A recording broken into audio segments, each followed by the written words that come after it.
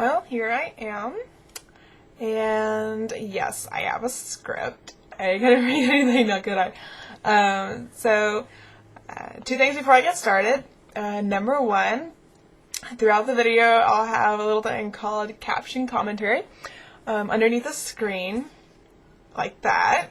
So I'll include smileys and stuff down there, make fun of myself, and because that's just my sense of humor. So also, I will not be giving away any spoilers whatsoever. You have to read Recollections to find out yourself what it's like. Any info I release during this video will not change your knowledge of the story as a whole and won't give anything away, so you don't have to worry about anything.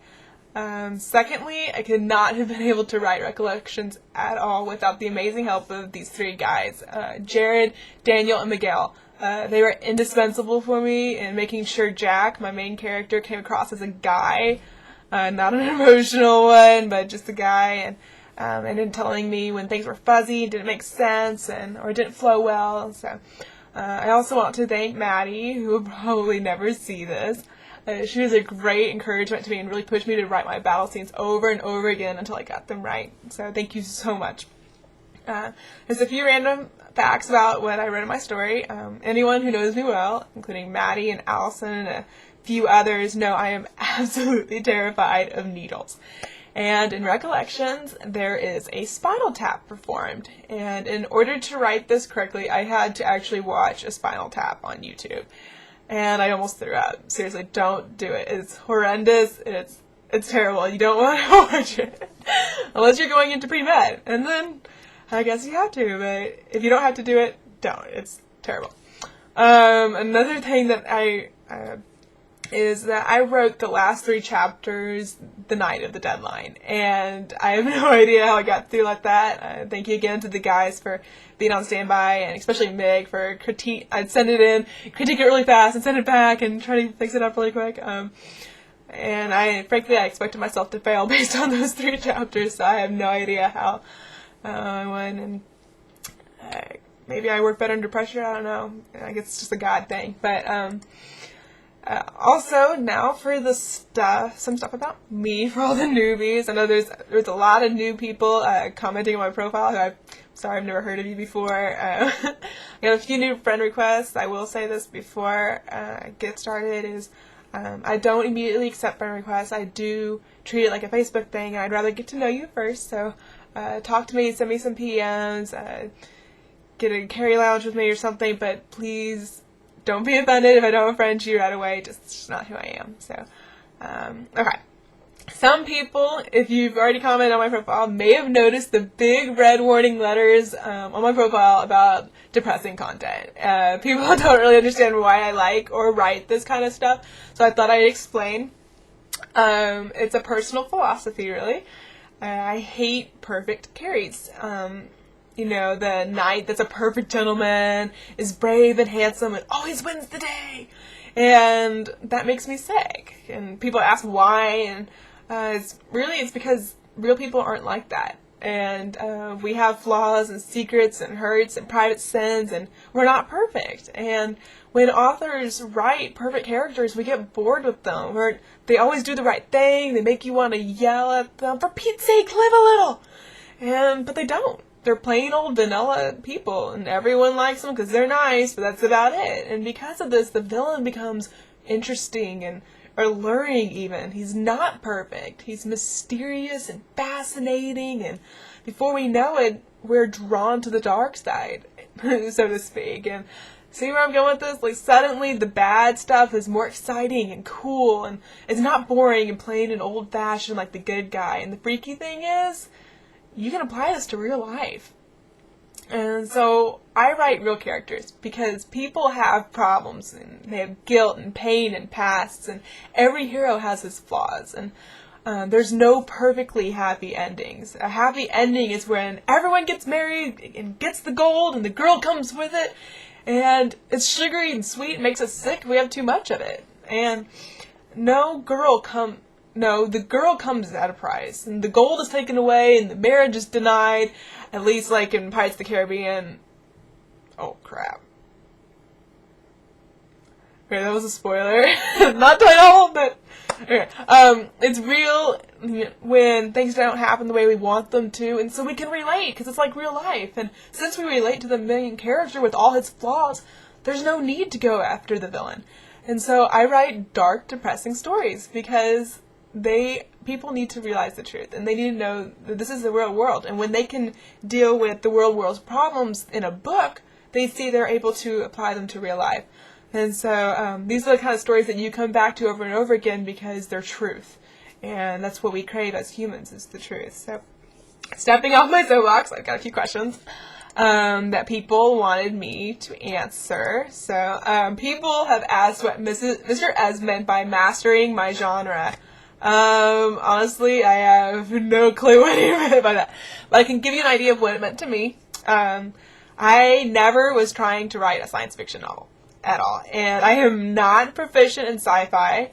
One person asked if I was. I've never written a sci-fi before, so Recollection is my first sci-fi novel. I love historical fiction and fantasy. That's really my thing, and that's what I've written all along. And I had discovered steampunk earlier that fall. I started writing in January, and I fell in love with it. I really wanted to write something that had that feel to it, because it's got the humorous twist and the historical element with a little bit turned on its head. So I loved that about it, and because the costumes were amazing, and I love costumes. So I really did not know a lot about sci-fi, and just went into wanting to incorporate steampunk in my novel. So I took what I had already written and incorporated it into it, and basically what I had at the time was what I considered a fantasy novel set in the future, which technically is a sci-fi novel, but I didn't realize that.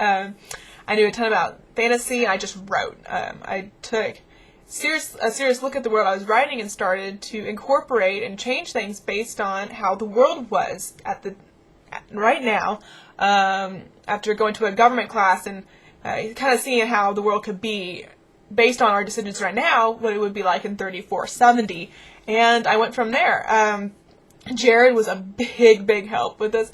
He may not have known it, but he was, and he would ask me crazy questions about my world, what the terrain was like, and what countries are still left, and is there any democracy, and I would have to scramble and make it up as I went because I had no idea, and I was writing it really quickly into a chat box until all of a sudden I had this amazingly shattered Earth, and war-torn lands, and disease-ridden countries, and it was just this crazy world, and it turned out really cool. And as I made all these elements come together and started realizing what life would be like living in a world like that, it kind of just seeped into every aspect of the Carries' lives. So to me, mastering my genre was simply keeping my world realistic and constant all throughout the novel. If Mr. Ez meant something different, ask him what he meant, because I really don't know. This is just what it means to me. So, okay, next question. Where did I get my idea for Recollections? This is my favorite question because it's kind of funny and a little different. The idea for Recollections came from a dream I had, in which Maddie, Megan, Greg, and Tyler were in a white room, restrained, and people came in with needles to sedate us. It was rather creepy, but I just had to write about it. It was like it possessed me, and the more I thought about it, the more it appealed, and I actually wrote the first 4 chapters the next day. Of course, it changed much since then. I developed and rewrote a ton, but that was the basic concept. So I'll let you try and figure out who each person's Carrie is. Some are easy and some aren't, but maybe I'll release the answers in another video eventually. So, which brings me to another question. How long did it take me to develop the memory loss concept? Actually, that was there from the beginning. The fine details of it, which I will not release here, were created as I discovered subplots and secrets about my characters within Recollections. One thing I'll say, if you've read, or before you read Recollections, is the names, which are a big pet peeve of mine. They tend to be mispronounced, and I know a lot of authors that have a hard time with people saying their characters' names wrong. So everyone, without fail, seems to read Mai's name wrong. It's Mai, M-A-I. It's not May, and it's not Mia, but Mai, as in chai tea latte. Chai, Mai. And then Erie's name is like Lake Erie. E-R-I, Lake Erie. And I had one friend call her Ear Eye, which really bugged me, so I had to make sure nobody else made that mistake. I had a blast writing this, and I wish I could write more, but unlike some of my fellow Oyaners, I have a job and an internship at my church and school, and hardly have time to write anymore, which sucks really bad, especially when my brain keeps giving me all these story ideas that I don't know what to do with.